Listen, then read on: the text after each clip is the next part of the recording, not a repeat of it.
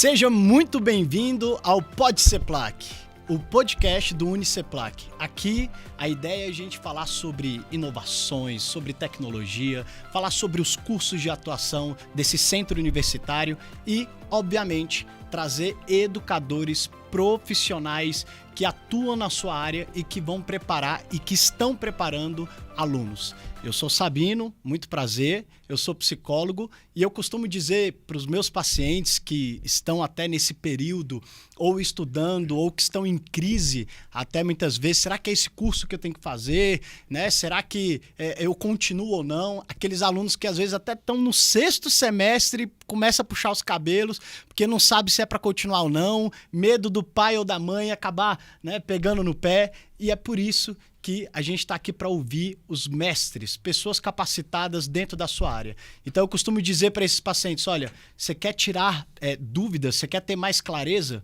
procure aquelas pessoas que já percorreram esse percurso, que já trilharam, que assim, obviamente, vai diminuir a sua ansiedade e vai deixar mais claro se é esse caminho ou não que você tem que tomar. Eu quero dizer que eu estou assim, me sentindo honradíssimo por esse convite. Estou me sentindo...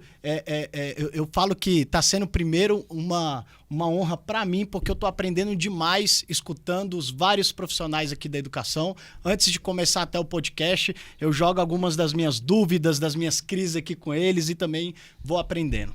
Bom, meu nome é Sabino. Como eu falei, eu sou psicólogo, eu tenho uma empresa chamada Oxigênio, que é a paixão da minha vida, onde a gente fala sobre saúde mental dentro das escolas. Imagina você, se você tivesse aí na sua época de estudante de ensino fundamental, ensino médio, se você tivesse uma iniciativa sobre saúde mental para falar sobre ansiedade, como lidar com ansiedade. Tem muita gente, professores, que estuda muito na hora da prova e tem aquele famoso branco, né? Por conta da ansiedade, a pressão que acaba sofrendo. Pessoas que estamos numa época que não dá para deixar de falar de saúde mental, ainda mais para essas gerações que vêm. Então, muito prazer, fica aqui comigo porque eu tenho convidados aqui maravilhosos para entrevistar essa manhã, essa tarde, essa noite, tudo depende da hora que você está assistindo. Eu queria agradecer a presença do professor Edilson. Prazer também estar com você aqui com essa jornada, essa aventura que é trazer expectativa, ânimo, esperança para quem quer a transformação por meio da educação. É o caminho mais perto para a transformação, mais próximo, mais curto, é justamente a pessoa adquirir conhecimento. Quem está aqui para somar com isso hoje? É isso, muito obrigado, professor. Professor Dalmo, o criador desse podcast, inclusive eu vou perguntar para ele mais para frente aí o que o motivou a criar o podcast. Professor, muito prazer. Muito obrigado, eu que agradeço o privilégio de participar. Estamos à disposição. Conversarmos temas amplos aí, de boas possibilidades. Maravilha. E professor Sebastião. Muito obrigado, Sabino. É um prazer também estar aqui com vocês. Espero poder contribuir falando um pouco sobre tecnologia, sobre ciências exatas, né? E tirando um pouco dessa ansiedade do estudante que está interessado em entrar no Centro Universitário Uniceplac. Maravilha. Eu quero começar perguntando, né, algo até mais pessoal para vocês, antes da gente falar da área de atuação de cada um. Eu fico muito curioso para saber esse percurso, né? Hoje vocês estão como professores, né, do centro universitário, mas como é que foi lá atrás? Na sua adolescência, enquanto, sei lá, estava estudando no ensino fundamental, médio, sempre foi uma convicção, por exemplo, professor, a área do direito? Eu sei que o senhor tem uma história muito interessante, queria que o senhor pudesse introduzir um pouco de como é que o senhor foi parar para ser professor. Na verdade, o meu sonho era a medicina. Eu cresci no Gama, comecei a trabalhar muito cedo, com 8 anos de idade, vendendo banana, e sonhava fazer medicina, mas à época o vestibular era universal, não havia cota para nada e era impossível passar no vestibular da única faculdade de medicina que o DF tinha, que era o UNB, que só abria 20 vagas por semestre. E, tipo assim, das 20 vagas, 16 já ficavam com um curso grande preparatório aqui de Brasília, que era impossível para mim fazer aquele curso pelo custo que tinha. Mas uma coisa eu percebi logo quando comecei a estudar, apesar de saber que os professores, alguns lutam bastante para poder ter um padrão de vida médio, Mas eu olhava que os professores tinham um padrão de vida médio, tinham o seu carro, mesmo um carro simples, mas tinha um carro para ir trabalhar, eu só andava a pé, e olhava para aquele padrão e falava assim, olha, o conhecimento ajuda a gente, né? Porque essa pessoa transmite conhecimento e ganha disso. E eu, quando me formei, terminei o ensino médio, comecei a fazer concurso público e o primeiro cargo que eu fui mais efetivo foi de policial militar. E na Polícia Militar eu percebi a dificuldade que era usar o que eu aprendi na escola para usar no concurso público. Não havia um link tão fácil. Então, para preparar para o concurso era outra história, era uma outra jornada. Quando eu terminei, quando estava lá trabalhando na Polícia Militar, acabei passando no vestibular para Direito, um vestibular bem concorrido, por convite de um colega. E depois descobri que, na verdade, eu tinha uma aptidão muito grande para o Direito. Tanto que, depois de um tempo, tem vários detalhes no meio do caminho, eu consegui passar no concurso para magistratura. Quando eu passei no concurso para juiz, em 1998, eu, cidadão do Gama, uma das coisas que pesquisei é se alguém do Gama já tinha passado nesse concurso. E não tinha. Não há um cidadão do Gama anterior a mim que tivesse passado no concurso. E quando passei, também passei em primeiro lugar. Então, são coisas que me chocaram, me marcaram bastante. E do lugar que eu estava como magistrado, uma coisa que eu percebia era justamente essa distância entre a formação e a profissão. A formação e o exame para poder exercer a profissão. No direito, praticamente todas as carreiras, você vai precisar fazer algum exame para poder exercer. Então havia essa distância entre a teoria e a prática, e a teoria para fazer as provas. E uma coisa que me preocupou desde o início foi isso. O que foi que eu fiz para conseguir superar isso? E o que eu poderia fazer para passar isso para outras pessoas? Então, no mesmo ano que eu passei no concurso para juiz de direito, em 98, eu comecei a dar aula também em curso preparatório para concurso. E eu não tinha intenção de dar aula em faculdade, inclusive no ensino superior, porque na preparação para concurso é totalmente diferente. Você entrega uma aula mais... É como se fosse um pouquinho mais tipo fast food, um produto pronto já, é bem rápido, você não tem como fazer uma etapa demorada. Mas eu tinha na minha mente também a ideia de que se fosse para dar aula na faculdade do Gama, eu daria, porque de lá que eu vim, né, depois de mim só passou mais uma colega para a magistratura, nós somos 2 juízes do Gama, e tem muito espaço para juízes que vêm do Gama. Eu falo isso para os alunos lá. Podem se preparar, porque eles conseguem passar também, que você tem que primeiro querer. E eu, já que falou da adolescência, eu nunca imaginava que iria para a área do direito. E é uma coisa também que eu vejo muito comum. A pessoa não sabe que curso superior ela vai fazer. Eu costumo dizer assim, enquanto você não descobre o que você faz, vai fazendo alguma coisa. Se você é bom de exatas, pegue um curso de exatas que está na moda, pelo menos. Porque mesmo que você não vá ficar nele, alguém pergunta, fala, não, está na moda, eu vou ficar. E direito sempre esteve na moda. Por quê? Direito hoje no Brasil é uma questão de sobrevivência, não é só uma questão de profissão. Você tem que entender o que está acontecendo com você, e com o país, e com sua cidade, com o seu estado, para você ter um mínimo vamos dizer assim, até paz psicológica. Porque a pior coisa do mundo, pior que a própria ansiedade, é a instabilidade. Porque se você tem estabilidade, você conserta a ansiedade. Mas se você não tem estabilidade, você tem muita matéria-prima para a ansiedade. Então, na adolescência tem muita ansiedade. Então, o que eu faço? Eu escolho uma carreira, eu começo a estudar ela, o tempo vai passar de qualquer maneira, eu estudando ou não estudando. Se eu estiver estudando, quando o tempo tiver passado, eu estarei formado. Se eu não estiver estudando, acabou. Mas na adolescência, o senhor já tinha essa consciência? Você era um aluno aplicado ou não? Era aquele aluno que queria só dar um jeito para passar? Como é que era? Não, eu tinha assim, eu usei uma técnica, depois que eu descobri que eu usei essa técnica, né, para poder estudar. Como eu trabalhava sempre no contraturno, eu não tinha tempo para estudar em casa. Então eu tinha que prestar muita atenção na aula. E eu aprendi uma coisa logo cedo, assim que comecei a trabalhar, já com 9, 10 anos de idade, eu percebi que na prova bastava eu dizer o que o professor disse. Se eu prestasse atenção no que ele disse e contasse a mesma história que ele na prova, eu conseguiria a nota. Então eu aproveitava o tempo para dizer assim, não vou ter outra chance de aprender isso. Então eu aprendo agora, como quem está. Aí eu desenvolvi uma técnica também, que sem perceber que era uma técnica. Eu assisti a aula como quem está assistindo um filme e que vai ter que contar para a mãe quando chegar em casa. Como é que foi o filme? Então eu tenho que chegar lá e contar para ela do jeito que ela entenda o filme, do jeito que eu entendi. E aí, nesse caso, às vezes eu falava para ela o que eu tinha aprendido. Eu estava treinando da aula já. Sem perceber, eu estava treinando da aula com a preocupação de ensinar. Eu até falo, quando alguém quer aprender de verdade, aprenda e já ensine aquilo para alguém. Quando você for ensinar, vai travar, porque, caramba, falou, não estou lembrando. Essa não estou lembrando, vai te treinando para a próxima, e cada vez que você assiste uma aula, você grava melhor aquilo. Eu conseguia fazer prova lembrando até no lugar que o professor estava na hora que ele falou aquela frase. Aí tirava a nota 10, o pessoal perguntava, como é que você tirou 10? Eu coloquei na prova o que o professor falou. Simplesmente isso. Ele não tem como negar o que ele falou.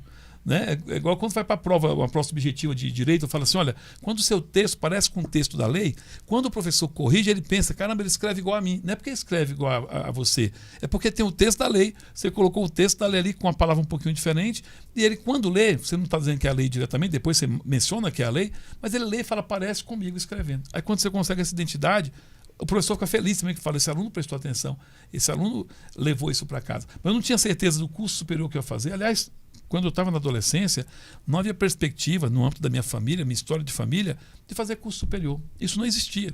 A gente, terminando o segundo grau, já era premiado lá, segundo grau, né, coisa de ensino médio. Terminando o ensino médio, você já era o cacique da casa. O senhor tinha alguém da família que tinha ensino superior? Ninguém. Não? Eu também fui o primeiro a entrar no ensino superior e a me formar em direito. Depois de meus irmãos entraram, 3 irmãos, somos 5, 4 tem curso superior. Não estava na nossa cultura, não era da nossa cultura, assim como do próprio Gama. A cultura do Gama de fazer concurso e passar em concurso de alto nível, ou de fazer um concurso, por exemplo, magistratura, nenhum magistrado no Gama.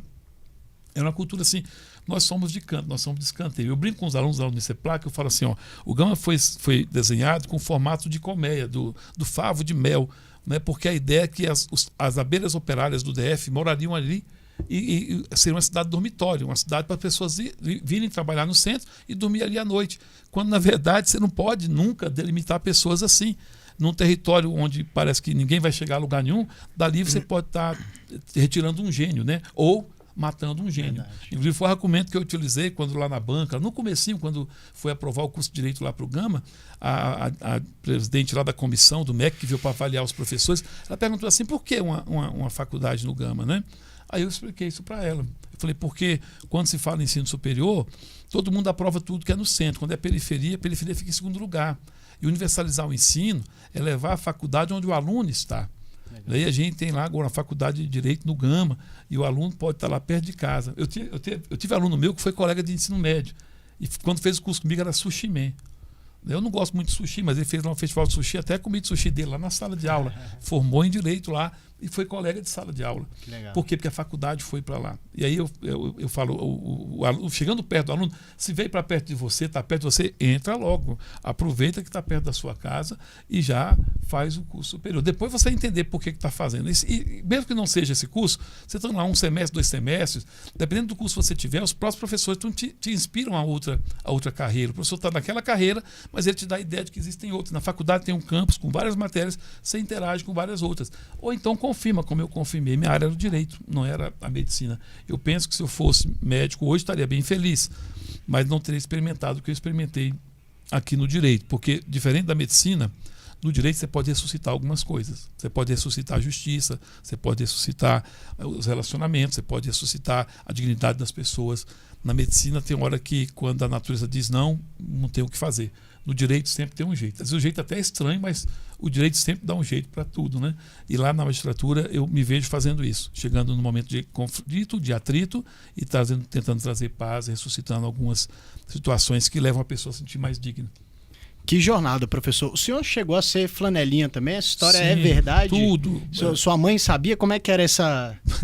Minha mãe não impediu que eu trabalhasse, né? Porque na nossa casa a escassez era bem grande, então mesmo que eu ganhasse por dia, eu faço meu salário, baseio meu salário diário numa latinha de leite moça, que foi uma experiência que eu tive aos 13 anos, quando eu pedi para ela assim, me deixar pegar o dinheiro de um dia de trabalho, de flanelinha, para comprar uma lata de leite moça. E foi exatamente o que deu no dia. Quando deu, eu comecei meio-dia e pouquinho, quando deu 19 horas mais ou menos, eu consegui o dinheiro de uma latinha de leite moça. Então, era o que eu conseguia. Mas para uma casa que não tem quase nada, dá para comprar 1 quilo de feijão, 1 quilo de açúcar, uma lata de óleo. Então eu sempre levava alguma coisa para casa desse trabalho meu. E era como flanelinha, que eu consegui ter. Eu falo o dia mais feliz da minha adolescência, que foi o dia que eu tomei uma lata de leite moça inteirinha, né? Foi uma noia. A minha noia da minha viagem da adolescência foi essa aí. Né?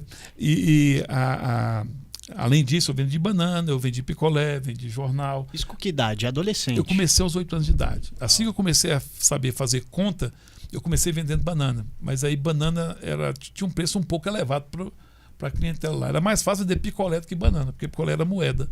Depois o picolé deu problema porque eu era muito pequeno e muita gente maior que eu, alguns adolescentes, chupava picolé e não pagava. Aí eu tinha que mudar de ramo. Eu comecei a vender jornal, que eu pensei, o cara não vai comer o jornal, né?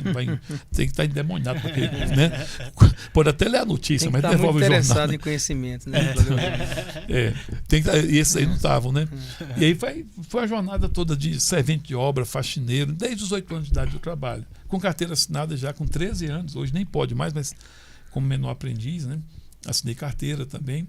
E estou no serviço público desde os 18 anos de idade. Primeiro como fuzileiro naval, depois policial militar, agente administrativo, Tribunal Superior do Trabalho, eu fui faxineiro e fui agente de segurança, auditor fiscal do trabalho, defensor público e atualmente juiz de direito. E dando aula desde que entrei no ensino superior, desde 98. São 25 anos lecionando direito empresarial, que é uma matéria que dentro do direito é o bicho-papão. Ninguém gosta, apesar, e é lógico, por que ninguém gosta? É a matéria mais lógica dentro do direito. É que a cabeça do sujeito de direito é de humanas.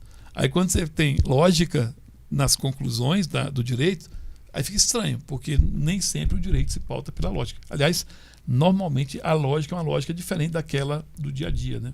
Não é a lógica cartesiana, é aquela lógica do 2 mais 2 igual a 4. Mas quando tem 2 mais 2 igual a 4, o aluno fica com um pouquinho de dificuldade. Muito bom, dá para perceber que o senhor gosta de desafio, né? Vamos lá. E é legal a gente escutar histórias assim, porque mostra como de fato nada é impossível, né? Independente do lugar que você está hoje, não sei qual é a sua dificuldade, de repente você está com medo aí, será que eu vou conseguir, né, entrar na universidade? Cara, só não pare, viu? Professor Dalmo Rodrigues, senhor que é idealizador desse podcast, eu queria saber primeiramente como que a pedagogia entrou na sua vida. Conta a sua jornada para nós. Bem, desde muito cedo eu fiquei muito até emocionado e feliz por ter ouvido o depoimento do professor. Acabei me vendo aí, minha história é bastante semelhante ao do professor, né? Oriundo de família de retirantes nordestinos, né?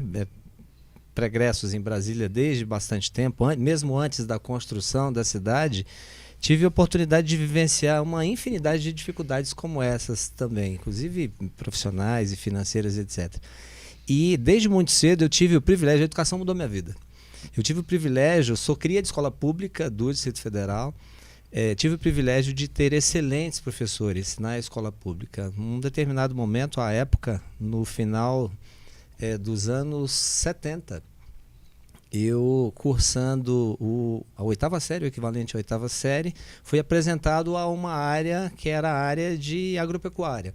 E fiz um processo seletivo para uma escola, né, que hoje é o Instituto Federal de Planaltina, chamava-se Colégio Agrícola de Brasília. E consegui a aprovação nesse processo seletivo, fiz um curso técnico, saí de lá no final da adolescência e fui trabalhar como prestador de serviços no serviço público. E lá tive a oportunidade de executar alguns projetos na área de desenvolvimento de comunidade, projetos de atingimento a grupos sociais carentes em todo o Distrito Federal, até que também consegui ingressar no serviço público com 18 anos. E aí foi a oportunidade que eu tive de tentar repassar, dentro de condições adequadas, para essas pessoas um pouco do conhecimento que a gente teve a oportunidade de aprender nessa escola. E me chamava muita atenção isso, né? Você tentar explicar algo para quem supostamente tinha uma característica até social e intelectual um pouco diferente da sua e conseguir alguns propósitos, né? Conseguir alguns objetivos. E acabei por perceber, falar, olha, eu acho que é isso que eu quero fazer.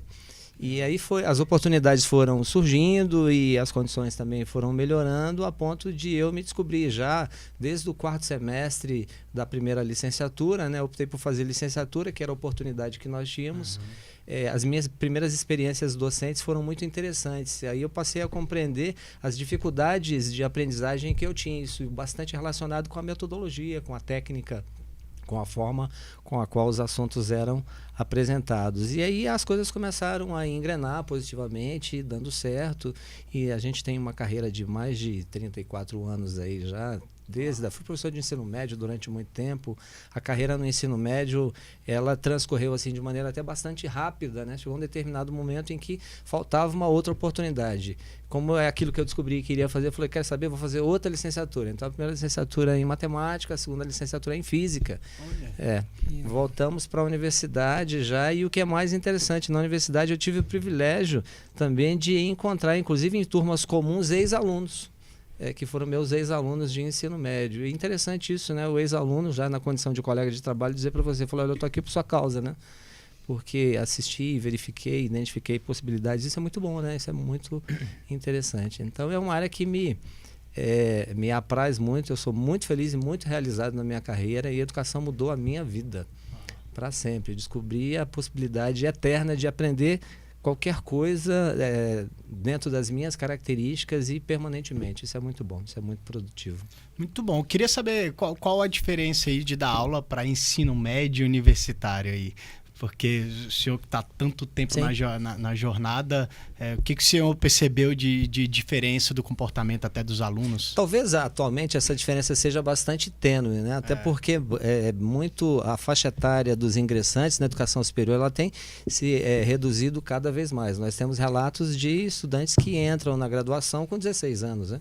Com 17 anos. À época, quando eu migrei, a diferença foi bastante grande, muito em função disso, né? A maturidade, a característica da aula, a linguagem utilizada, um pouco das metodologias.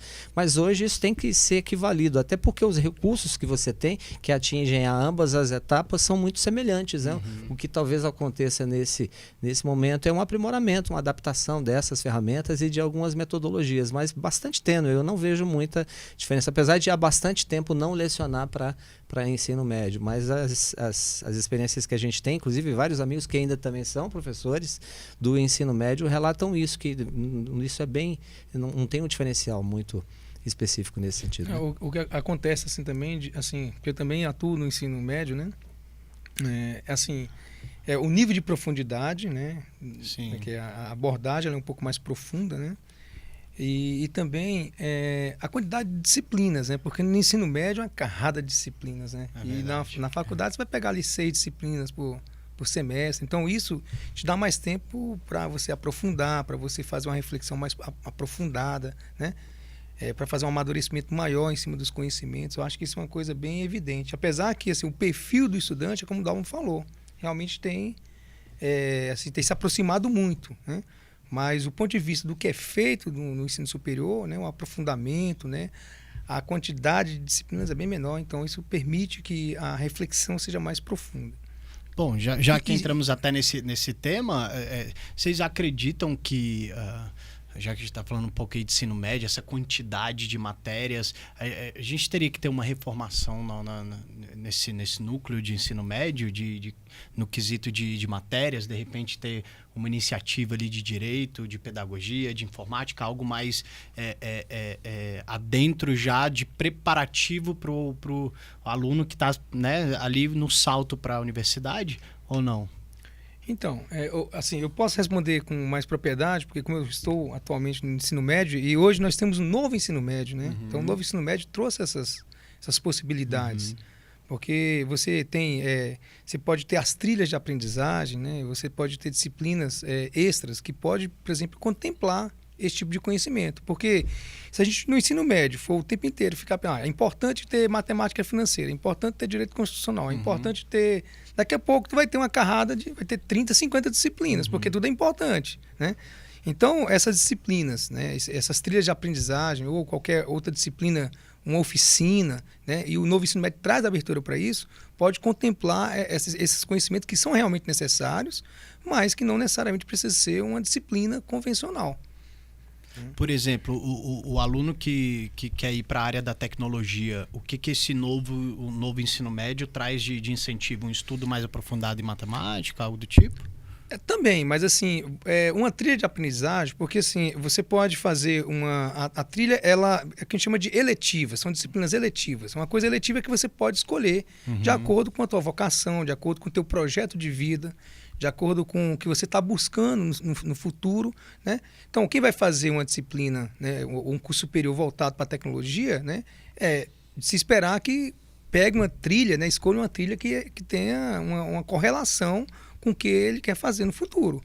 Então, vamos supor, quer fazer informática? Então, vou fazer mais uma aula de física, vou fazer mais uma aula de tecnologia, vou fazer uma aula de... Né? E essas coisas elas vão sendo oferecidas, né, de acordo com a disponibilidade também de profissionais dentro da rede, dentro da escola.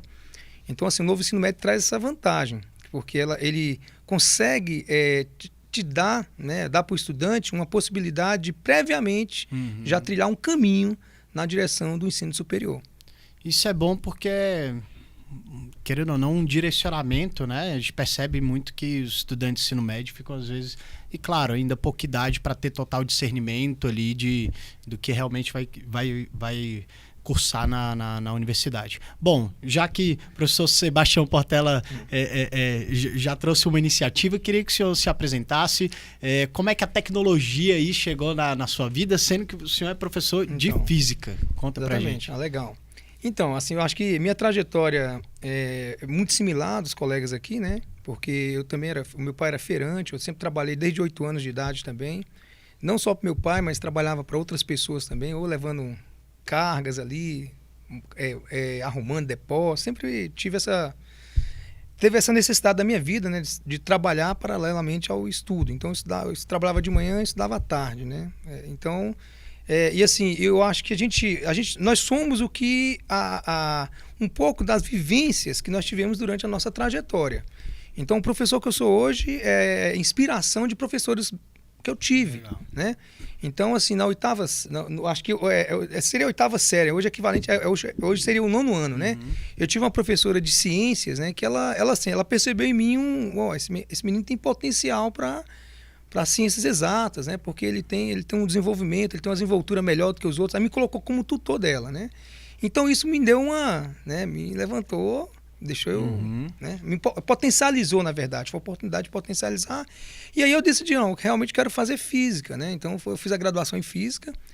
Com essas dificuldades todas aí, tive que fazer um cursinho, porque realmente a preparação no ensino médio não era o suficiente. Então, e na década de 90 ali, início da década de 90, final de 80, início de 90 era um momento muito complicado, não era todo mundo que conseguia acessar a universidade pública, né? Então eu tive que fazer um cursinho preparatório para passar no curso de física. E dentro do curso de física, né, você vê as disciplinas de introdução à informática, né?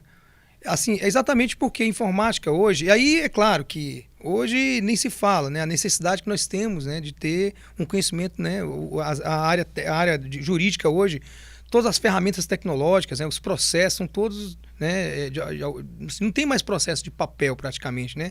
Todos os processos são feitos de forma eletrônica, né? Então é necessário conhecer desses dispositivos tecnológicos, dessas ferramentas tecnológicas. Então no curso de física a mesma coisa, né? Então hoje não é questão mais de as tecnologias da informação não é mais o diferencial, é uma necessidade existencial, como o professor falou, né? De qualquer profissão, de qualquer empresa. Não tem mais como você viver sem a tecnologia estar articulada, né, com qualquer negócio, com qualquer empreendimento, né, com qualquer trajetória de vida. Então, foi nesse sentido que a tecnologia entrou na minha vida, né? Então, atualmente eu trabalho no Uniceplac com a disciplina de cálculo, física, né, lógica e estruturas algébricas, modelagem de negócio. Então, assim, são disciplinas também que fazem parte dos cursos de TI. Né? Que os cursos de TI, por exemplo, não tem sentido hoje você formar um gestor, né, que não consiga modelar um negócio, que não consiga usar as ferramentas tecnológicas, inclusive, para modelar, para compreender como é que é a estrutura, né, a lógica estrutural de um negócio. E existem ferramentas tecnológicas para isso. Então, são nessas disciplinas que eu atuo, e isso mostra o vínculo, né, que uma formação inicial, né, em física tem com o meu papel hoje dentro de um curso de tecnologia, e sempre aprendendo, porque é a oportunidade de você articular conhecimentos. Um centro universitário tem essa vantagem, né? Um centro universitário, ele não fica isolado nas suas caixinhas, né? Eu posso dar aula no curso de... O Dalmo dá aula no curso de pedagogia, dá aula no curso de sistema de informação, de ADS, né? Sim. Então, a mesma coisa, dou aula no curso de engenharia, dou aula no curso de radiologia, dou aula no curso de análise e desenvolvimento de sistema, dou aula no sistema de engenharia de software. Então, isso é que é legal, porque assim, você está disponível ali para trocar conhecimentos, né, para aprender, para transmitir conhecimento da melhor forma possível, e principalmente um conhecimento contextualizado, porque essa experiência que você tem, né, em outras trajetórias te traz uma bagagem para que você possa estar aplicando esse conhecimento específico de forma mais lógica e que faça sentido para o estudante. Bom, queria aproveitar então, queria que o senhor explicasse um pouquinho sobre o curso de engenharia de software, porque Acredito que muitos estudantes, e eu percebo muito isso dos meninos mais novos, os pais às vezes olham e falam, gosta de tecnologia, vai fazer um curso de tecnologia, está crescendo muito o mercado de trabalho. Como é que é isso dentro do curso? De fato, legal. A maioria da galera que entra no curso é o pessoal que gosta de tecnologia, que geralmente não é muito voltado para humanas, é mais da área de exatas. Isso, exatamente. Sabino, olha, eu acredito que não tem como uma nação desenvolver sem ter engenheiros. Uhum. Então, a engenharia é a base de um desenvolvimento de uma nação. Vamos pegar a Rússia, né? A Rússia é um dos países que mais forma engenheiros no mundo. Segundo lugar, China. Terceiro lugar é o Irã. País, né? Ou seja, terceiro lugar é o Irã. Ou seja, então, a importância que é um engenheiro para o desenvolvimento de uma nação. Então, o Brasil, né, se quiser ser um país desenvolvido, se quiser realmente avançar, nós temos que formar mais engenheiros. E a engenharia de software, né, como é uma engenharia nova, relativamente nova, ou seja, porque a gente, inclusive, não tem nem DCN ainda para a engenharia de software, né? Aqui a DCN são as diretrizes curriculares nacionais. Então, assim, na verdade, faz um apanhado das várias áreas de tecnologia e montam um currículo, né, de engenharia de software. Mas, assim, é uma área essencial hoje, né, dentro da área do mundo tecnológico, para que você possa desenvolver projetos, para que você possa programar, para que você possa gerenciar e conduzir equipes. Porque o engenheiro, ele não é só programador. O engenheiro também trabalha com pessoas. Uhum. Então, ele precisa saber gerenciar pessoas, ele precisa saber gerenciar processos, ele precisa saber cobrar, acompanhar e avaliar um processo. Então, o engenheiro de software está sendo preparado para isso. Então, tem essa dimensão de gestão muito forte, né, dentro do curso de tecnologia. Tem essa questão de programação também, porque os cursos da Uniceplac, né, tem uma preocupação muito grande com a formação específica, né, do ponto de vista do desenvolvimento. Então, assim, é muito focado no Java, né? Tem cursos paralelos, né, de Python. Então, essas linguagens mais modernas, essas atualizações, ou essas, o que está na ponta da lança aí das tecnologias, a gente consegue agregar. Por quê? Porque o curso ele traz um conjunto de profissionais que são professores que estão no mercado de trabalho. Não todos. Mas assim, tem uma parcela, eu diria que uns 70% dos professores que estão atuando no mercado de trabalho de TI. Uhum. Então, estão sabendo o que está acontecendo, estão sabendo das necessidades, estão sabendo o que o mercado de trabalho está precisando. Então, essa é uma grande vantagem do curso de engenharia de software do Uniceplac, é que agrega professores, né, e tem um currículo muito atualizado em relação ao que está acontecendo no mercado. E tem mais. Tem eu me encanto muito com isso, porque eu também faço parte desse processo, que eu faço parte do NDE, Núcleo Docente Estruturante do curso, e tem os projetos integradores, porque antigamente nós tínhamos os TCCs, né, ao final do curso, o direito ainda continua com os TCCs, né? Então, mas a gente percebeu que no caso da tecnologia, era assim, era um sofrimento, porque o aluno não escrevia nada durante, né, 4, 5, 6 semestres, chegava no final, você exigia do cara, agora você vai ter que produzir um texto de 30 e tantas páginas, no formato de um artigo ou no formato de um TCC, e vai ter que apresentar, então era matar o cara. Aí vai e coloca no chat GPT. Hoje ele faria isso, né? Mas assim, antigamente não tinha isso. Então, assim, isso era muito sofrimento, porque assim, o curso não preparou o cara para isso, para escrever, porque é diferente do direito, vocês escrevem mais. Então, o curso de engenharia, de software, o de ADS, ele tem muito essa pegada de programação, de ferramenta de gestão, ferramenta de controle, né, de processo, né, ferramenta de qualidade, ferramentas para segurança da informação, ferramentas para estruturar banco de dados. Esses projetos integradores trouxeram uma pegada diferente.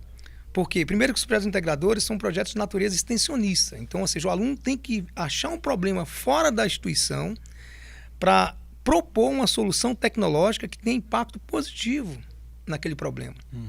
Então, e aí, obviamente que ele vai ter que fazer, para fazer todo esse processo, ele vai colocar as ferramentas que ele está aprendendo ali durante o curso, em prática, né? E ao mesmo tempo ele vai ter que fazer um relatório final. Então, esse relatório final, já é um exercício forte desse processo de construção textual, de organização de ideias.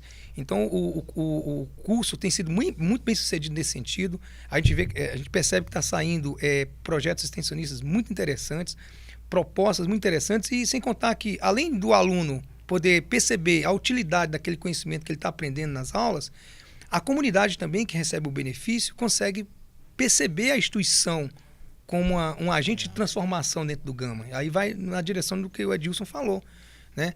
A Uniceplac hoje é um centro de referência formativa que não tem nada na região, nesse entorno sul, não tem nenhuma instituição equivalente e do porte que é a Uniceplac.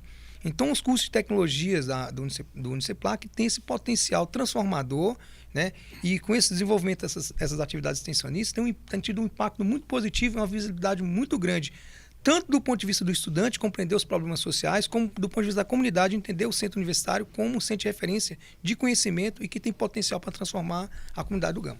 Cara, isso é uma das coisas que tá me fazendo me apaixonar pelo Uniceplac, que é essa aplicabilidade do que os estudantes estão aprendendo para a comunidade. Como que é essa aplicabilidade de forma direta, se é que existe direto com o cidadão ali, para o pessoal da área de tecnologia? Ou é mais servindo a base ali para os outros porque cursos? assim, ó, geralmente a atividade de extensão, em geral, ela vinha assim, ó, eu tenho um problema, aliás, eu tenho uma solução para o problema, eu vou lá tentar oferecer minha solução para o problema. No Uniceplac, no curso de tecnologia da informação, é o contrário. Nós vamos tentar, né, entender a comunidade. Vamos supor, olha, eu tenho uma situação onde tem uma farmácia que está com um problema lá com os entregadores, porque não tem um sistema que gerencia. Então, ou seja, através de uma conversa com o proprietário, né, a gente percebeu que, bom, eu tenho uma ferramenta tecnológica que pode ajudar a organizar. Né? Então, ou seja, o problema vem da comunidade. Então, não é uma imposição, não é uma extensão onde os donos do conhecimento vão lá e impõem algo para quem está precisando do conhecimento. Ao contrário, é um processo onde a universidade ou o centro universitário vai compreender o problema da comunidade e, de acordo com seus conhecimentos, com as suas expertises, vai propor intervenções positivas que às vezes não consegue resolver. Até mesmo pela limitação de conhecimento. Às vezes o aluno está fazendo um projeto interventivo que ele está no terceiro semestre, ele não tem conhecimento ainda técnico suficiente, mas ele é capaz de fazer uma intervenção que parcialmente resolve o problema. Entendeu? Então, assim, é importante perceber isso. O processo a demanda, ela é contrária no Uniceplac. Ela não é uma imposição, uma extensão de quem tem domínio do conhecimento para quem não tem domínio do conhecimento. Ela é um processo inverso, ou seja, é compreender a necessidade do negócio, do empreendimento, e daí você propor uma intervenção, né, de natureza tecnológica que possa ter impacto positivo na comunidade. Muito bom. Passando então para a área do direito, já que o senhor Sebastião citou algumas vezes, queria saber do professor Edilson, talvez essa seja uma pergunta muito, muito ampla até, né? Mas diante do que a gente tem visto, não sei, nos últimos 10, 5 anos, uma briga jurídica no Brasil de respeitar o direito ou não, como é que esse aluno chega hoje no Uniceplac para cursar o direito? Ele chega apaixonado por querer de fato fazer a mudança, de querer aprender ali, ou às vezes até meio confuso de não entender muito a lógica ali jurídica hoje no Brasil? Bem, nós estamos vivendo um tempo bem diferenciado e, como eu disse, talvez no Brasil todo mundo devesse ser formado em direito. Já disseram assim, tem muito bacharel em direito no Brasil. Eu falo, tem pouco. Para o que a gente vive, tem pouco. Por quê? É igual quando nós éramos muito bons no futebol, né? Tem muito técnico no Brasil, tem pouco. Todo mundo devia ser técnico de futebol porque nós temos a melhor seleção do mundo, ou tínhamos a melhor seleção do mundo. Nós temos no Brasil um quadro jurídico tão diferente do que acontece no restante do mundo, que para compreender como é que é o nosso sistema normativo, a pessoa tem que ter um pouco mais que apenas a noção do que é direito, do que é justiça. E os alunos hoje chegam na faculdade já com esse dilema, né? Porque muitos já chegam com alguns pensamentos que são pré-concebidos e, quando olham no texto da lei, verificam o que de fato está acontecendo.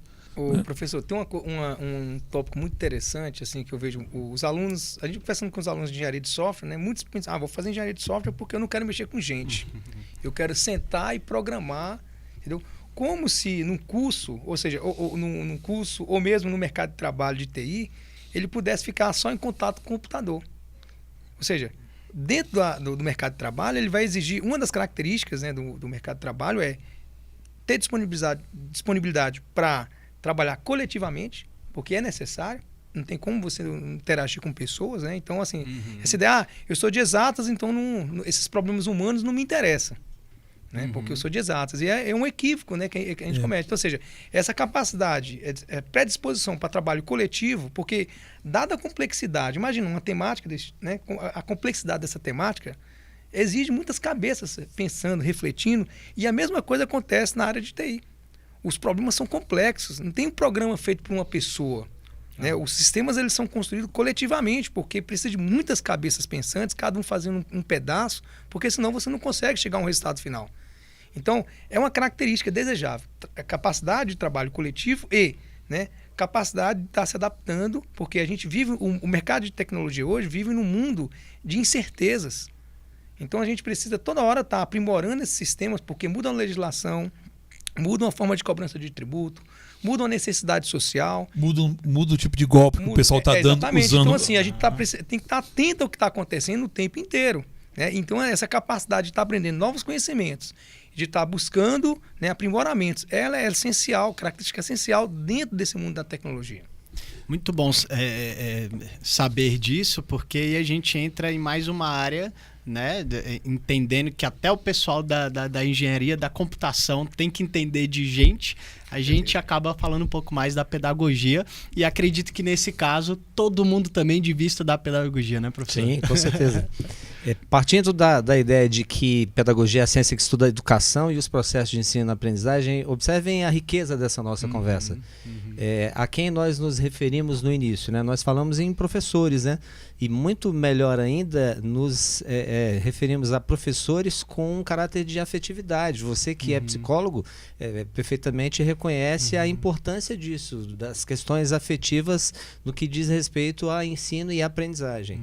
Eu me lembro muito de alguns estigmas que alguns docentes de determinadas disciplinas, né, Sebastião, o professor também com certeza deve se lembrar disso, né? Existem as chamadas famigeradas ciências duras, né? Quando se fala em ciências duras, você lembra de quê? De física, né? Você lembra de matemática, das engenharias, são né? disciplinas difíceis e estigmatizadas, né? Professor de matemática numa faculdade, numa escola, ele é excomungado, né? Em algumas situações. Então, até se compreender isso, para se pensar em possibilidades, em alternativas, isso demanda um certo tempo. E olha a importância da educação, de se estudar educação e processo de ensino-aprendizagem.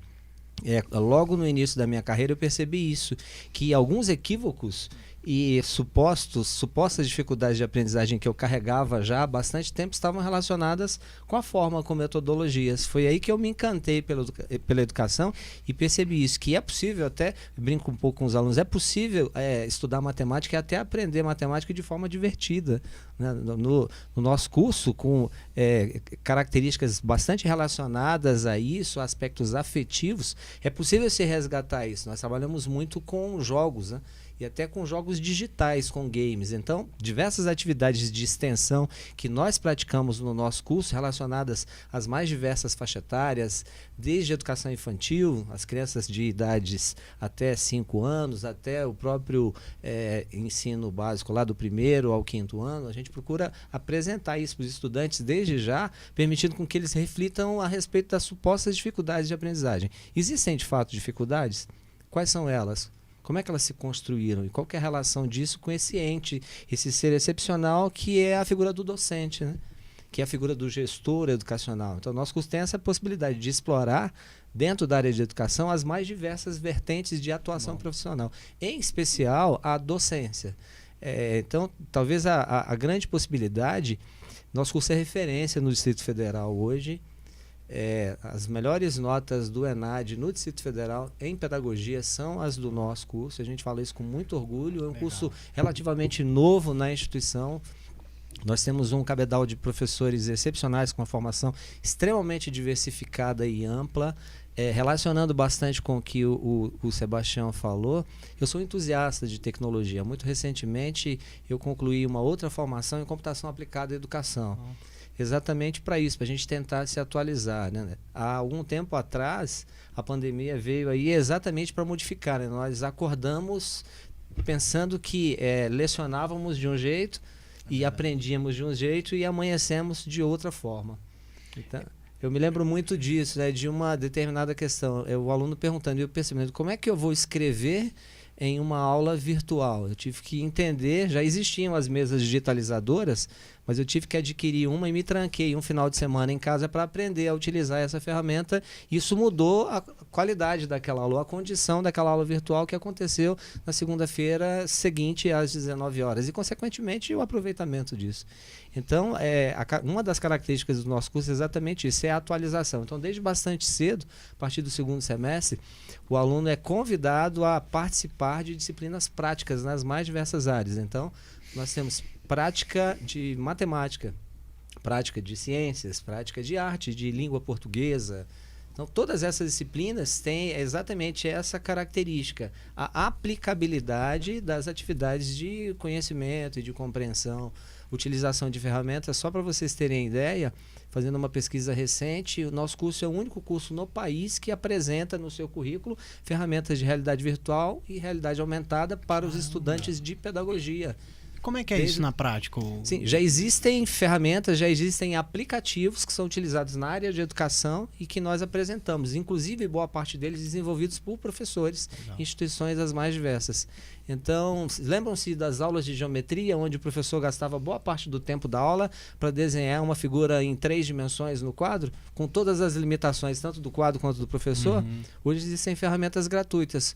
Com um aplicativo gratuito e um smartphone, você pode mostrar e rotacionar e trasladar, né, Sebastião? Uma figura, isso se torna muito mais intuitivo e visual e aplicativo e realístico para o estudante. Então, a gente tem essa oportunidade e os alunos ficam encantados. O Uniceplac tem uma atividade que é histórica e bastante reconhecida na região, chamada Jornada Vocacional. A Jornada Vocacional é a oportunidade que os estudantes de escolas da rede pública e privada do Distrito Federal têm de conhecer a instituição e, consequentemente, interagir, tanto com os professores quanto com os alunos. E eles ficam muito interessados com relação a isso, em perceber essa atualização que nós procuramos sempre mostrar para eles, né? O que existe de mais atual no mercado, inclusive internacional, nós temos a oportunidade de ofertar para os nossos alunos. Isso é muito prazeroso, né? Uma coisa que eu tenho percebido, assim, uma concepção que mudou muito de quando eu entrei na instituição para cá. Eu entrei em 2014, né? Voltei do doutorado, fui contratado pela instituição. Foi o seguinte, como eles estão assim, acolhendo o aluno no sentido de aumentar o senso de pertencimento institucional. Então, os CAs, as atléticas, a bandinha lá do... Né, Charanga. Assim, a gente sabe que mas é importante porque, né, os espaços que foram criados para os estudantes, então eles se sentem muito mais à vontade e pertencente àquele núcleo formativo, entendeu? E o curso tanto de ADS quanto o curso de engenharia de software especificamente tem tido muito tá abraçando isso aí. Então eles vieram agora recentemente com a ideia de fazer uma disputa gamer. Então o coordenador achou legal, preparou, porque isso aí tem toda uma preparação para que esse evento ocorra, né? Porque exige máquinas melhores, né? E um comprometimento institucional, porque envolve recursos, né? E vai ser bancado, então isso é muito importante para o aluno, porque ele se sente, poxa, eles acataram a minha ideia, né? Eles realmente abraçaram, eles me deram oportunidade, né? Então isso é muito importante para o estudante. E aí outras coisas, como você falou da semana... da jornada vocacional, também os cursos em geral têm as semanas acadêmicas, né? Então os cursos de TI têm a semana acadêmica, onde tem parcerias com o Sebrae, sempre traz convidados, né, externos à instituição, para que a gente possa, pessoas ligadas ao mercado, para que o aluno possa agregar novos conhecimentos. Porque assim, o conhecimento, o aluno tem que pensar que essa vivência presencial, porque às vezes vou fazer um curso técnico ou um curso superior à distância. Só que essa vivência, né, além de essa vivência presencial de um curso, ela aumenta, você faz network, ali você conhece uma pessoa que pode te indicar para um emprego, pode te chamar para um projeto, né? Você participa dessas coisas que são humanas, né? De um jogo, né? De uma disputa, de uma semana universitária onde você troca figurinhas ali, troca, né, informações. Então, isso é muito importante. Então, nesse sentido, eu acho que a instituição tem influenciado muito, tem assim, dado um impulsionamento, né, para que os cursos tenham essas oportunidades formativas que vão além do que está previsto no currículo. A gente tem uma experiência muito interessante, o professor Sebastião falando, eu me lembrei de um projeto que nasceu no curso de pedagogia, semelhante à ideia do podcast, chamado Cuidar Brincante. Esse projeto nasceu dentro do curso de pedagogia com essa característica de relacionar a educação infantil com características de ludicidade, etc. E esse projeto foi tão bem acolhido tanto pela comunidade acadêmica quanto pelos próprios pares, que hoje ele abarca e integra aproximadamente 8 cursos da instituição. Então, o curso de nutrição se afeiçoou pelo projeto, o curso de odontologia, legal, o curso de enfermagem, o curso de fisioterapia. Então, esse projeto, semelhantemente ao podcast, ele acabou, por características, inclusive naturais, se institucionalizando. Não é mais um projeto do curso. Então, isso corrobora exatamente o que o Sebastião está falando. Nós temos oportunidade de vivenciar, eu digo muito isso para os estudantes, viva, celebre a universidade. Na medida em que você celebra a universidade, tem a possibilidade de conhecer colegas de outros cursos, sejam em eventos, sejam em espaços de uso comum, isso permite essa integração. E essa integração é extremamente rica. Eu costumo brincar muito isso. Você opta por escolher qual é o currículo que você quer sair com ele daqui. Você vai sair com um certificado, com um diploma, né? Mas eu não estou falando em diploma, eu estou falando em currículo. A sua formação num âmbito maior, que é o que vai... Né? Exatamente, que é o que vai te diferenciar no mercado, é o que vai te encaminhar e te estimular ao mercado. Talvez se construa a partir daí, dessas celebrações, dessas vivências. Então é muito natural você ser direcionado para determinadas áreas, mas expanda a sua mente, procure se integrar e buscar outras possibilidades, tanto de informações, quanto de conhecimento, quanto de aprendizagem. Quando a gente fala em educação, estamos discutindo algo de maneira bem mais ampliada, né, e mais aberta a possibilidades diversas. Uma das coisas que também me encanta ouvindo os educadores, né, que eu tenho entrevistado aqui do Uniceplac, além dessas várias iniciativas que o Uniceplac tem, é observar como que os professores também estão sempre se adaptando, né? Estão sempre aprendendo coisas novas. Por exemplo, foi fazer o curso de tecnologia. Eu entrevistei aqui o pessoal da medicina, 3 professores bem já de mais idade, e eu me encantei ao perceber o quanto que eles falavam de tecnologia assim com paixão, sabe? O tanto que a tecnologia tem sido maravilhosa para a medicina e o quanto que eles estão tendo que aprender. Às vezes a gente tem a sensação de que, né, às vezes pode ser até que os mais novos, olhe, sua mãe não sabe mexer no WhatsApp direito ou no Instagram e tal. Aqui no Uniceplac, os professores todos se atualizam. Isso é muito importante. Nós no direito então, temos mais que atualizar, porque hoje todo o processo é digital. E é bem revolucionário isso. Inclusive, a nossa dificuldade é convencer os mais velhos, né, de que isso é uma mudança que tem que ser feita por completo. O digital veio para solucionar muitas situações. Eu sou juiz em vara de família atualmente. E na vara de família nós temos uma dificuldade grande na audiência, porque você está administrando um conflito de pessoas que são da mesma família, que vão se reunir ali para uma disputa. E eles estão... Qual é o grande sonho deles? Que o juiz dê razão a um deles. E nós sabemos, por formação, que a melhor, e por experiência, que a melhor solução é aquela que vem das partes e não aquela que o juiz determina. E aí, se você faz audiência presencial no clima de conflito, esse conflito aumenta. Eu fiz um depoimento perante os desembargadores do tribunal para dizer para eles o seguinte: a audiência de família que vocês fizeram presencialmente tinha lá suas vantagens e trazia soluções, mas a virtual ela traz muito mais vantagem. Parece que não. Interessante. Mas diante da câmera todo mundo fica meio que com um certo respeito. E ali nesse respeito ela começa a respeitar também o outro. E aí ao respeitar o outro também ouve o que o outro está falando. Né? Porque a gente convence, o outro não está aqui para te prejudicar. Não deu para ficar junto, então agora vamos tentar viver o melhor possível essa experiência que não vai poder mais ser junta. Né? Então tudo tiver que ser junto, que seja bom. Né, comer a guarda, o compartilhar e tal. Então a gente consegue. Então, o virtual chegou. Hoje os alunos são bem antenados no virtual.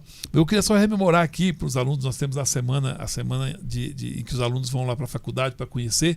É muito interessante essa semana que todas as escolas, Santa Maria, Gama, eles vão lá de ônibus, tem lanche para eles, eles vão na medicina, vão na odontologia, vão no júri e começam a ver todos. Chama muito a atenção. Eu queria até reportar, né, no caso lá da tecnologia da informação, eu tive dificuldade 2 vezes já com gente da cidade, porque eu conheço muita gente no Gama, me ligando, falando assim: consegue uma vaga lá para mim, na TI, na engenharia. Eu falei, gente, eu tentei tudo, que tem fila lá, tem gente, se furar essa fila, esperando, porque chamou muita atenção a maneira como está sendo feito, os próprios alunos que estudam lá divulgam. Né? E aí a captação, o aluno vem mesmo porque você não precisa nem chamar. Vai na semana vocacional, vê lá a sala de informática, é uma sala adequada, climatizada, com os equipamentos também mais modernos. Quando pergunta assim, qual é a sua sensação de trabalhar na instituição? A minha sensação é de completude, de realização. Por quê? Porque o que a gente pede vem, né? Nossa biblioteca digital de direito é moderníssima. Tem livro lá que eu não tenho. Eu em biblioteca física, eu não encontrei para fazer. Estou terminando o doutorado agora, para poder terminar lá. Lá na instituição tem. E o ambiente de sala de júri simulada, audiência simulada. Quem vai lá, apaixona. Eu falo para os alunos: olha, às vezes a pessoa fala assim, não seria melhor uma instituição mais ao centro? Eu falo assim, imagina o professor que vem dar aula no Gama, se ele vem só porque ele precisa dar aula.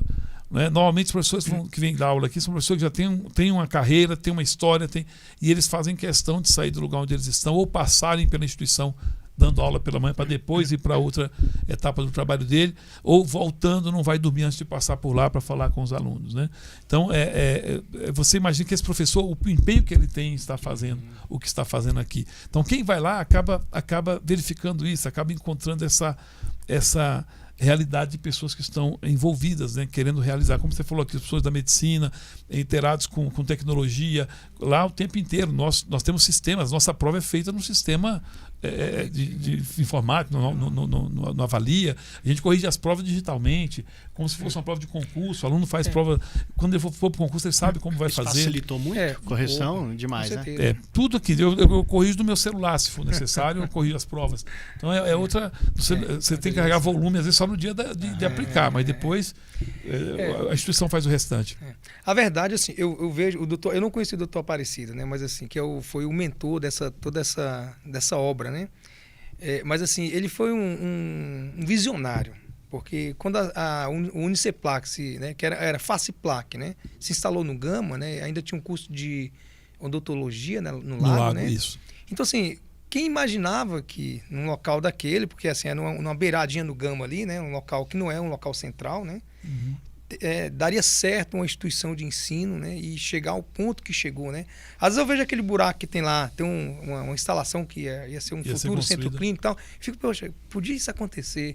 Fico falando, porque ali transformou o ambiente, o entorno. Então a comercial, eu fui nessa comercial lá, aquela comercial não existia. Não. Hoje tem bares, tem gráficas, tem, entendeu? Por quê? Porque aquela comunidade ali, né, ela não fica isolada à instituição. Ela tem um leque de atuação que transforma o ambiente, né, em volta. Então isso é muito importante. E aí, voltando de novo para os cursos de tecnologia da informação, olha, para você ter ideia, são 11 laboratórios. Caramba. Tem laboratórios lá com 60 máquinas. Tem 2 laboratórios, não, tem mais de 2, são acho que 3 ou 4 laboratórios com 60 máquinas. Então, ou seja, atende tranquilamente, e assim, não é máquina qualquer. É máquina com toda a estrutura tanto de software como são máquinas possantes, vamos colocar assim, máquinas que realmente atendem a necessidade mais recente das tecnologias da informação. Então, assim, é uma estrutura muito boa.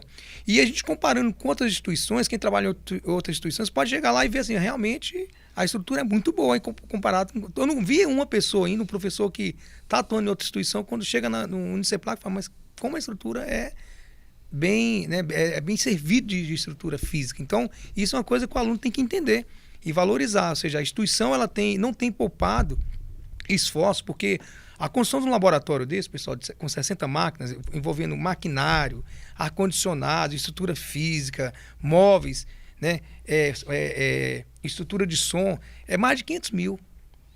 Nós temos 11 laboratórios. Então, isso é realmente uma instituição que está comprometida especificamente, porque TI Por que o aluno está sendo atraído por TI? Porque o mercado está aquecido.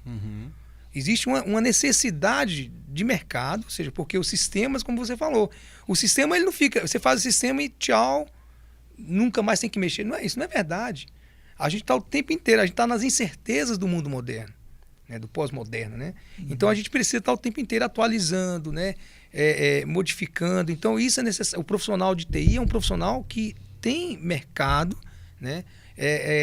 Os salários são consideráveis assim, em relação às outras profissões, ou seja, se um profissional que entra hoje no mercado, né, vamos colocar um profissional júnior, né, ganha em torno de R$3.000, né, ou seja, para um iniciante é bem razoável, né? Mas assim, à medida que ele vai crescendo na carreira, ele pode atingir salários de 15 mil, 20 mil, depende do que ele vai fazer, né? E depende da trilha, né? Se é uma trilha de gestão, né? Fazer gestão de processo, de desenvolvimento de software, gestão de pessoal, uma pessoa que vai fazer controle de qualidade. Então, tudo isso tem uma precificação no mercado, e o que a gente percebe é que os valores, né, os salários não são baixos. Está um pouquinho acima da média das outras profissões.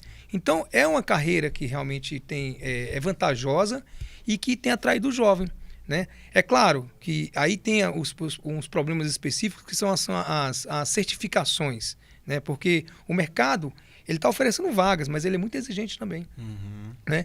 E aí a vantagem de você ter um projeto de extensão, porque imagina um projeto de extensão desse, está lá no seu LinkedIn, como um projeto que você executou lá desde o primeiro semestre, você executou uma intervenção, né, tecnológica. Ah, mas não foi completa, mas ela já é uma intervenção, ela já é o início de um processo. No segundo semestre, você dá continuidade, melhora mais ainda, terceiro. Quando chegar lá no final, você virou uma pessoa, um sujeito, né, que tem conhecimento e expertise para fazer um sistema completo, porque você vivenciou isso desde o teu primeiro dia ali no Uniceplac.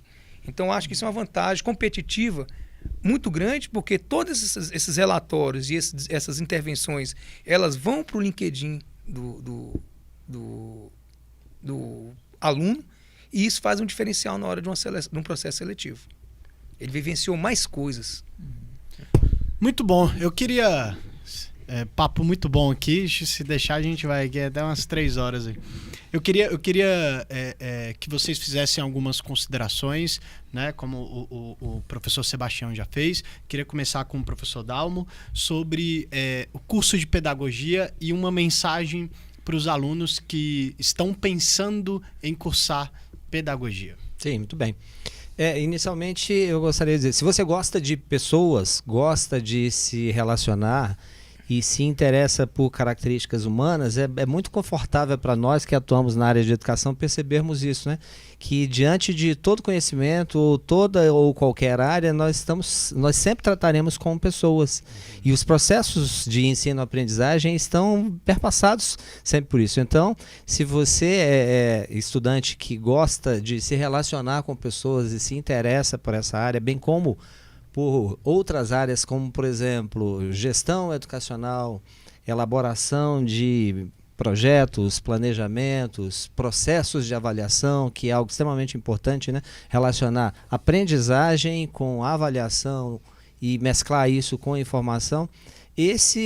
Essas são algumas das características principais do nosso curso. O curso de pedagogia, ele te permite explorar desde o primeiro semestre, desde a condição de ingressante, todas essas áreas e de maneira bastante aprofundada. Então, convidamos a você a conhecer a nossa instituição.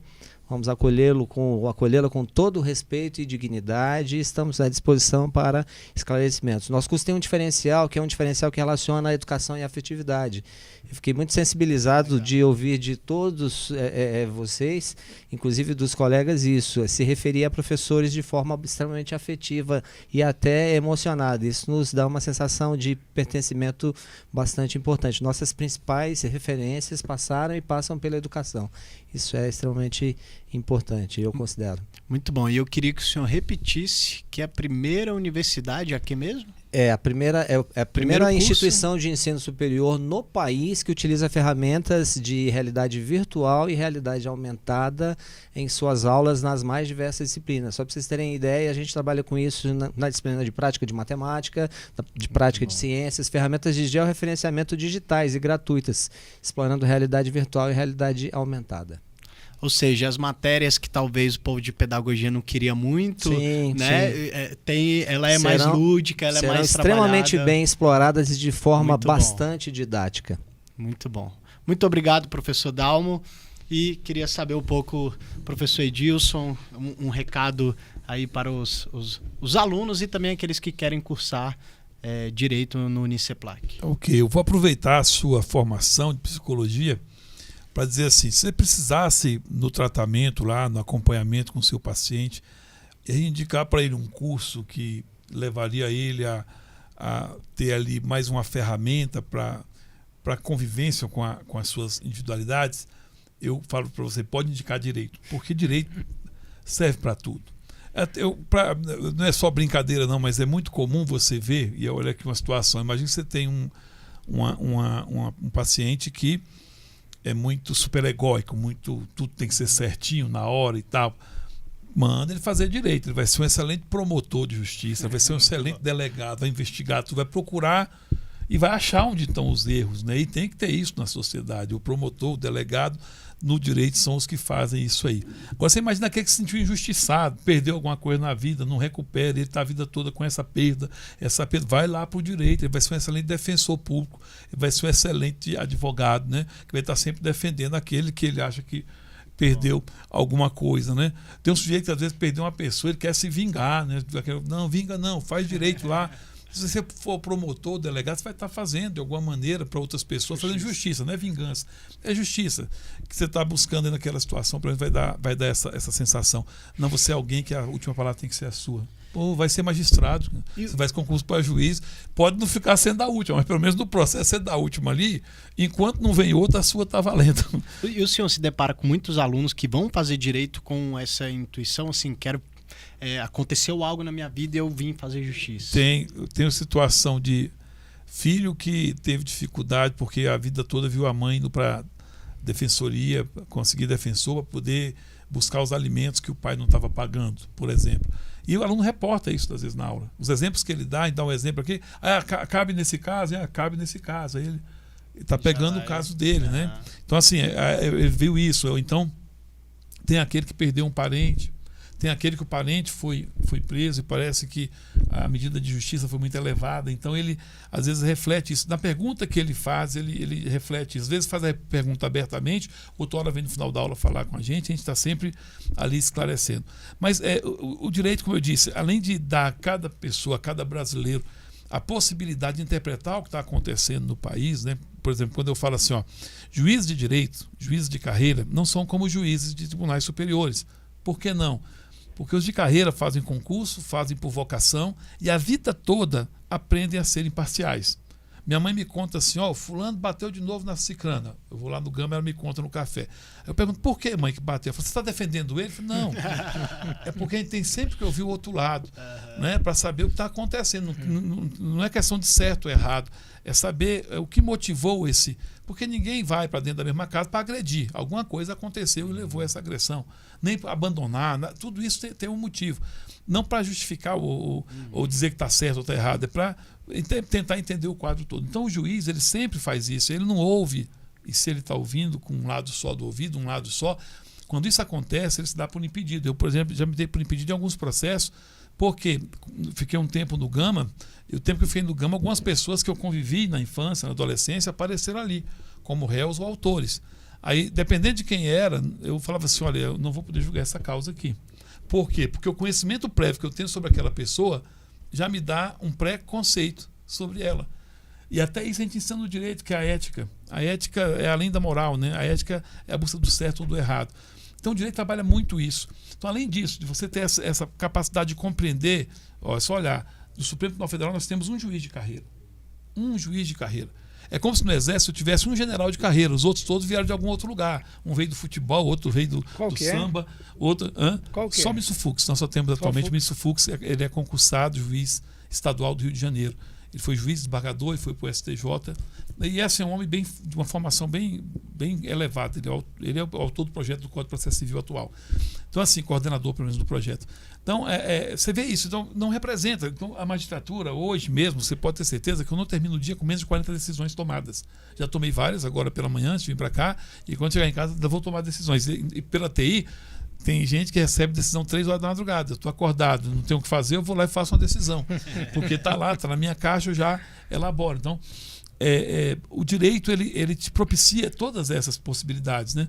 Você quer ser um servidor de expediente ali com um salário razoável, um analista judiciário ganhando R$10.000 por mês. Os salários do direito começam ali em 6, e aí vai. Os das carreiras jurídicas começam em 20. É tudo assim, delegado, juiz, promotor, tal, 30. São salários mais elevados. E mesmo que você vá fazer, para um analista, que eu quero auxiliar, eu quero ser assessor de juiz, tem um tanto de vagas no parlamento, né, assessor parlamentar. Quem é do direito sai na frente em qualquer concurso público, porque 30%, 40% do conteúdo é direito. Então,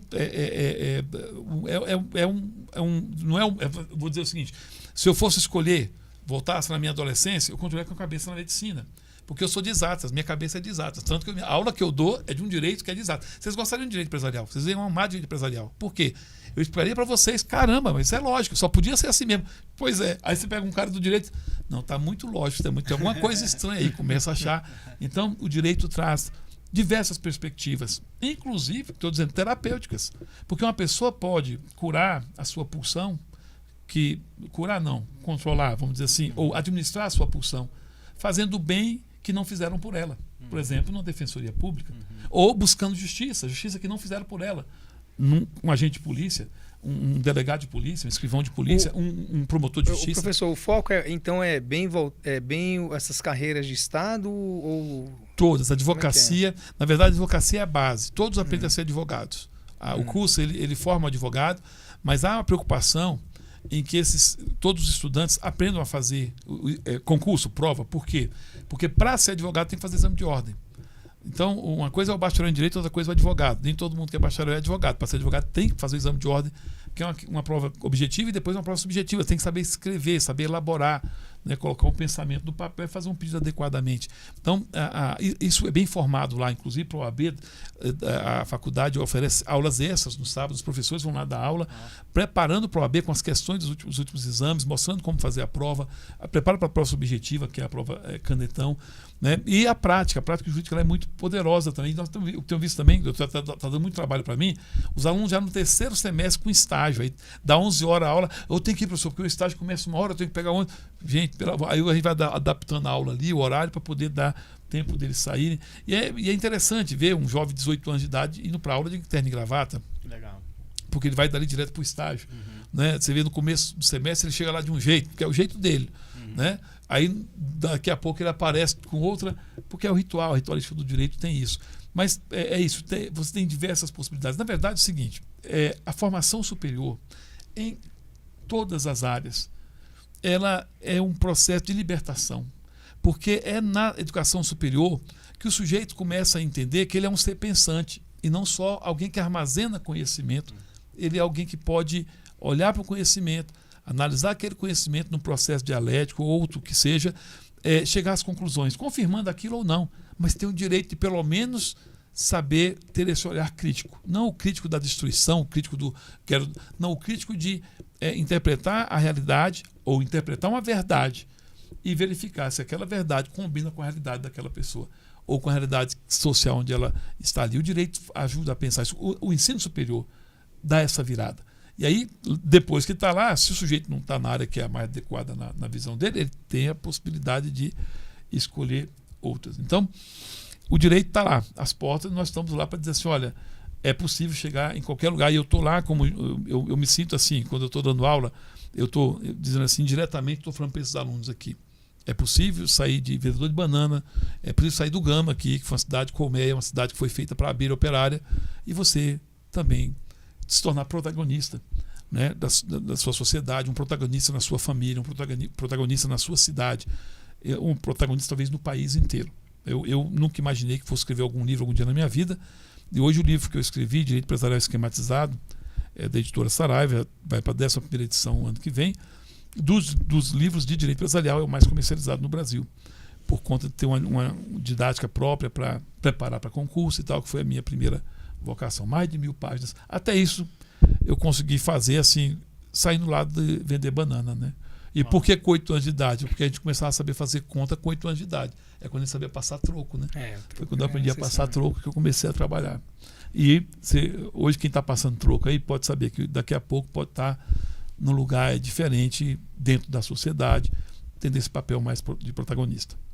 Muito bom. Professor Sebastião, suas considerações e uma palavra para os alunos. Então, já falei muito, né? Mas assim, eu volto a repetir que os cursos de TI do Uniceplac são cursos muito bem estruturados, tem uma estrutura física adequada, existem profissionais que são realmente antenados com o que está acontecendo no mercado, porque boa parte são pessoas que estão durante o dia ou mesmo no contraturno fazendo atividades mercadológicas, né?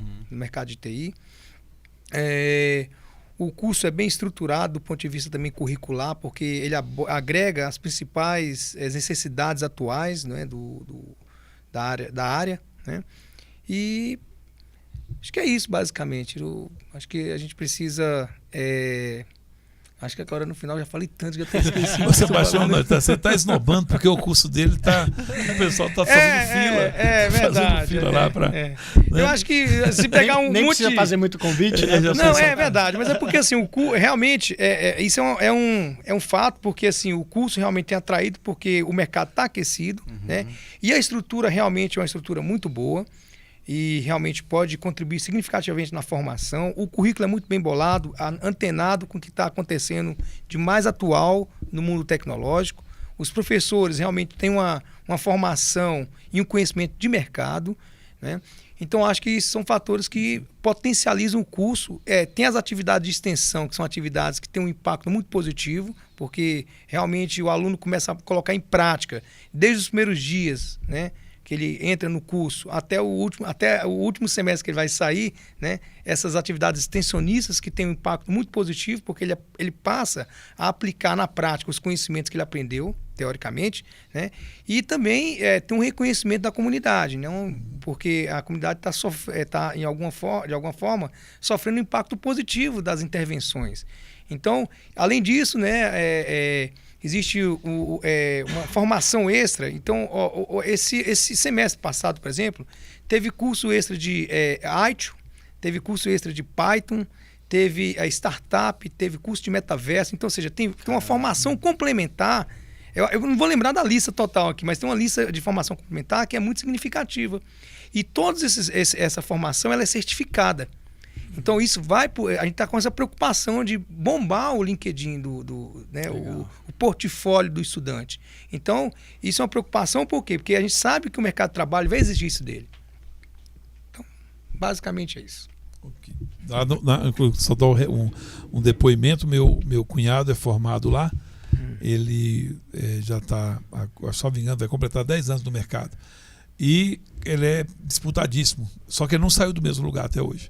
Porque cada vez que disputam ele, o próprio lugar que ele está vai cobrindo, porque também tem isso. É um jogo, os bons profissionais, aqueles que eles são escolhidos em outros empregos, né? As grandes empresas, elas não buscam no mercado, elas buscam em outras empresas quem já está lá posicionado, porque sabe que se ele está ali é o sujeito testado, né? E ele, por exemplo, não saiu de lá, escolhe lá tudo porque a qualidade de formação dele é inquestionável lá no serviço dele.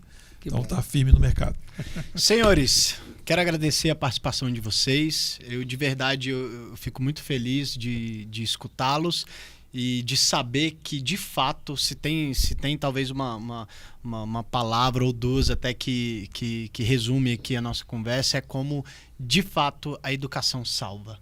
Né? Pelo que eu entendi da história dos três, vocês foram salvos pela educação, né? E hoje é uma forma de devolutiva, né? Preparando alunos. Eu sou apaixonado pela educação porque também um dia um professor despertou isso em mim, e posso dizer até que eu tive um educador, um professor emocional, que foi meu pai, faleceu no Covid agora, e ele era encantador, né? Como ele conseguia ser um professor da alma, e ele foi me educando e ensinando a controlar essas emoções. Então, quando eu escuto histórias como as de vocês, de verdade, sim, que me inspira, e espero que você, aluno que está assistindo, se sinta também inspirado, não só, né, para de repente iniciar aí a sua formação, mas para de fato você entender que estando ali dentro, o seu intuito, a sua motivação tem que ser de devolver isso para a sociedade em alguma medida, porque é o que nós estamos precisando, né, para os tempos atuais. Quero agradecer, professor Sebastião, uma lembrancinha, Muito essa obrigado. caneca maravilhosa Obrigado. que o Valeu. PodSeplac Opa. fez. E professor Edilson, muito obrigado pela sua participação. E professor Dalmo, o senhor que é o idealizador desse podcast, faltou inclusive, eu queria que o senhor fechasse contando como que foi a iniciativa de fazer o podcast. Sim, muito obrigado pelo brinde. Bom, de tanto observar os alunos sempre com headphones e tentar entender por que eles não me ouviam e ouviam o que estavam nos headphones, eu percebi que, como a mídia, a rádio, uma das mídias mais antigas da história da humanidade, pela própria necessidade das pessoas se comunicarem, a gente começou a pesquisar um pouco a respeito. E por que não propormos a criação de um projeto institucional? Esse projeto nasceu no curso de pedagogia. Que legal. Dentro do próprio curso, nós tivemos a aceitação, apresentamos para a reitoria, ele se consolidou e hoje é um projeto institucional. E a nossa ideia é exatamente expandir, tanto para a comunidade acadêmica quanto para os demais pares, as possibilidades de transmissão, tanto de informação quanto de conhecimento e de forma tecnológica e atualizada para todos os estudantes. Estamos à disposição, a gente acredita e gosta muito disso. Muito bom. Esse é o olhar do educador, né? Olhar os alunos com todo mundo com headphone, ao invés de ir lá e falar todo mundo tira e tal, como é que eu posso alcançar? Aproveita, né? Genial, Sim. muito bom.